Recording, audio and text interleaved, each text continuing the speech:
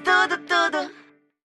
Caro aluno, querida aluna, nós estamos tendo início um novo módulo, o módulo Demografia. Demografia é o estudo da população, o estudo do povo. Então, a partir de agora, nós vamos começar a perceber e analisar um pouco mais sobre a população, levando em consideração principalmente a população brasileira. A palavra demografia, ela vem do grego.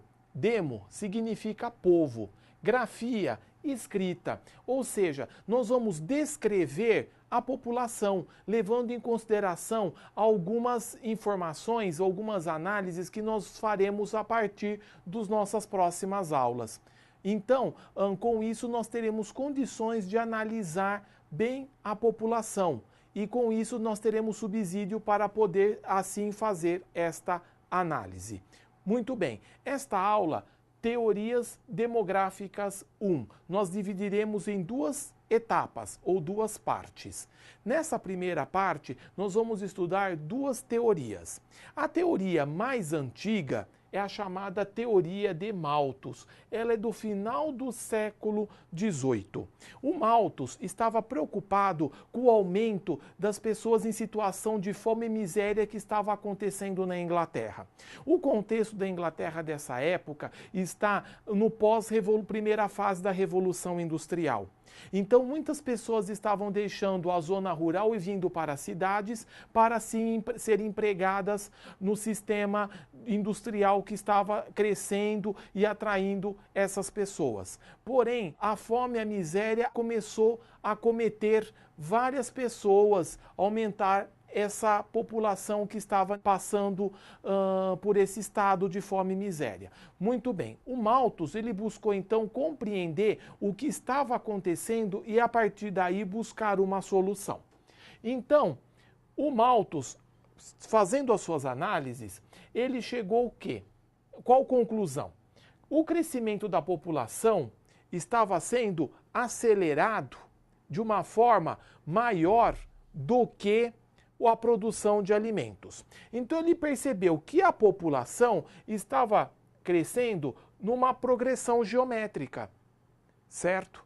Então, o número de pessoas que Londres e as cidades maiores industriais da Inglaterra estava recebendo de pessoas, estava sendo um crescimento muito acelerado, um crescimento muito grande nos últimos anos. Muito bem. A produção de alimentos não estava crescendo da mesma proporção que estava crescendo a população. Então, ele classificou que a produção de alimentos estava obedecendo uma progressão aritmética. Ela crescia, mas não o suficiente para alimentar todas as pessoas, certo? Então, a partir daí, ele começa a formular a sua resposta para essa análise. Então, tendo o crescimento da população numa PG, automaticamente os alimentos crescendo numa PA, vai faltar alimentos para uma boa parte da população. Então, nem toda a população será beneficiada com os alimentos que estão sendo produzidos. Diante disso, ele vai propor o chamado controle moral. O que é o controle moral? Ele vai querer criar consciência, que as pessoas se conscientizem do que o valor de salário que elas ganham não é o suficiente para manter esposa e filhos. O que ele quer dizer com isso? Muito bem, com o que você casa, para você se casar, o que você ganha é suficiente para você manter a sua esposa? Se não for suficiente, então que você não se case. Agora, o quanto você ganha é suficiente para você manter a sua esposa? Muito bem, então você pode se casar. Mas o que você ganha é suficiente para manter a esposa e filhos? Não. Então, que você não tenha filhos. Certo? Então, o controle moral que o Malthus propõe é justamente isso, que a pessoa só se case se ela tiver condições de sustentar uma esposa e que ela só venha a ter filhos se ela tiver condições de manter a esposa e filhos. E o número de filhos também equivalente ao que ele puder sustentar. Então, Malthus vem fazer essa proposta para corrigir o problema da fome e da miséria.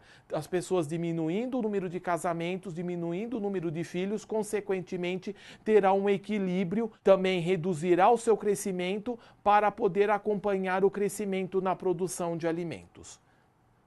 Agora, a teoria marxista ou reformista, já do século XIX, ela já vai deixar de lado a teoria de Malthus, porque Malthus não considerou também que com o advento da tecnologia da indústria, também ela poderia ser empregada, ou como veio ser empregada, na agricultura. Então a agricultura também começou a produzir um pouco mais, ficando além do que estava de um cálculo aritmético. Porém, não chegou a um cálculo geométrico, como apontava Malthus. Porém, a produção de alimentos também aumentou. Só que a linha marxista vai dizer o seguinte, que o problema não está na produção de alimentos, mas sim na desigualdade social. Então, o problema não é a geração, a quantidade de alimentos que estão sendo produzidas, mas sim na desigualdade social. Por quê? Ele aponta a concentração de renda, ou seja, poucas pessoas ganhando muito e muitas pessoas ganhando pouco.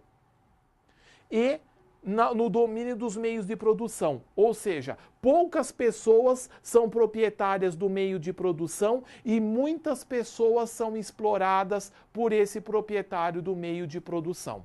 Ou seja, se tem o proletário vendendo a sua força de trabalho para o burguês, que a compra. E com isso, você vai criando cada vez mais uma desigualdade social. Então, a teoria marxista ou reformista está justamente aí, na crítica do advento do capitalismo, da consolidação do capitalismo como um explorador da força de trabalho do homem. E com isso, ele vai reduzindo o seu salário para aumentar os lucros, e com essa redução desse salário, esse pouco salário, ele não tem condição de manter todo o seu sustento. E com isso vai gerando a fome e a miséria. Então, uma forma de corrigir esse problema seria a substituição do sistema capitalista. Na próxima aula, nós continuaremos com as outras duas teorias. Até lá! Estudo tudo.